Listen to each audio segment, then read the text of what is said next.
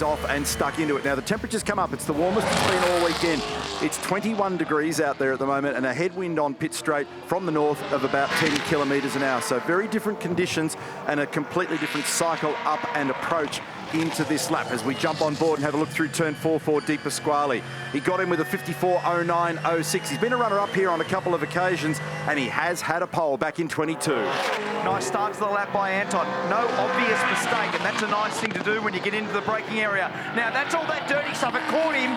It caught the left-hand side, the loaded side, and that smashed his lap. That is so unfair when that happens like that.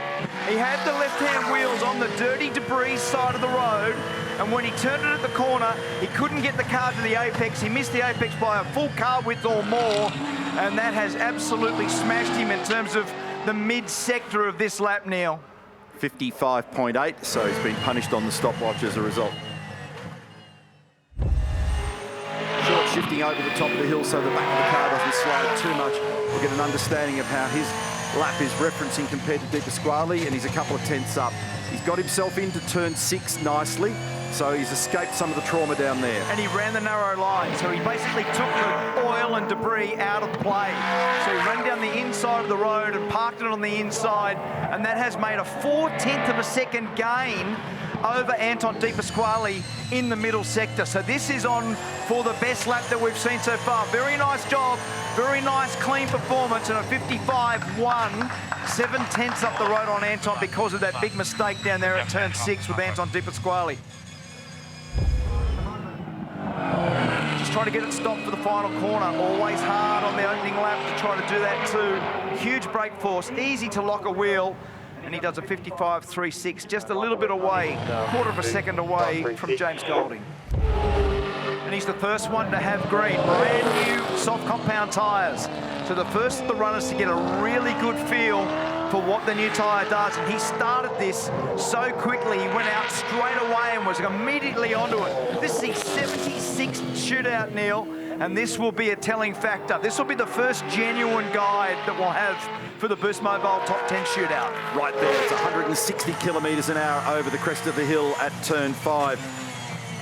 220 kilometres an hour is the peak speed on the run into this very challenging right-hand turn at turn 6. Nice. And then as Mark Larkham just showed you, the judicious use of the throttle, applying it back to 100% there and not sliding the car is the real art form. Building speed, 245, 250, 255 before he throws the picks on in that uphill run to the final corner. And this is an encouraging lap. He's gone faster in the mid-sector than anybody else, and he's the first driver to get into the 54s. Cameron Waters with a 54.9104. He's slightly down on Waters, but he's been very good all week at this final corner. He gets it stopped, gets it to the apex, uses every little bit of the exit curve, and only just misses out by 0.2 of a second. All right, mate. P3.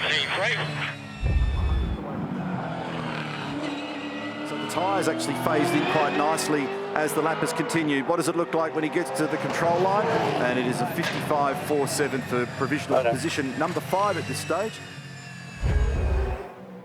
And he's roughly a tenth of a second away from what Waters and Golding did in that first sector. Gets it turned, you can hear the tyre protesting, the loaded side, front tyre, left-hand front, with a bit of understeer on the way to the apex at turn 6.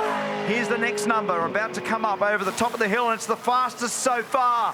In fact, that number, the cumulative number, is only 100th or so away from Cam Waters. Final corner, all important, uses the curb, comes across the line with a 54.98, 0.07 away.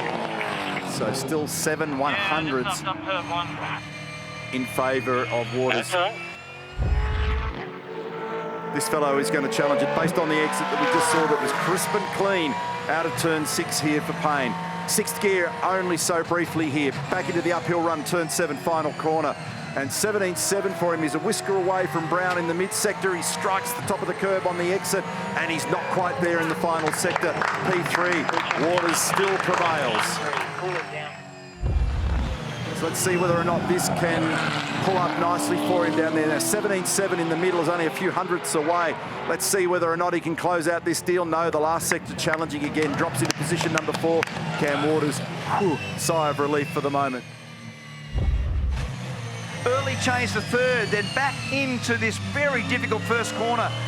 Nice work. Had a little bit of a twitch on the way there, but got through there well. Had a fair bit of steering angle going right in the middle of the corner, and because this will also be exactly the same as all the other drivers have experienced, like where'd the grip go? Because it's changed dramatically since they were last on the racetrack. Feeney grabs a gear up and over the top of the hill. Specialty camera is wild through there. He makes a brake bias change, but how's the number to get things started for him? He's on target for another pole position. He's done a 26.073. He's the fastest man so far in that first reference, and that's just over the top of the hill on the exit of turn 5. The second intermediate coming up now, and does he go on with it? And the answer is yes. So he's on target. He's got one corner to go. This is a great lap. Absolutely superb. And to the top. So it's a 54.7, and it's a 0.2 of a second margin there. Feeney over Waters.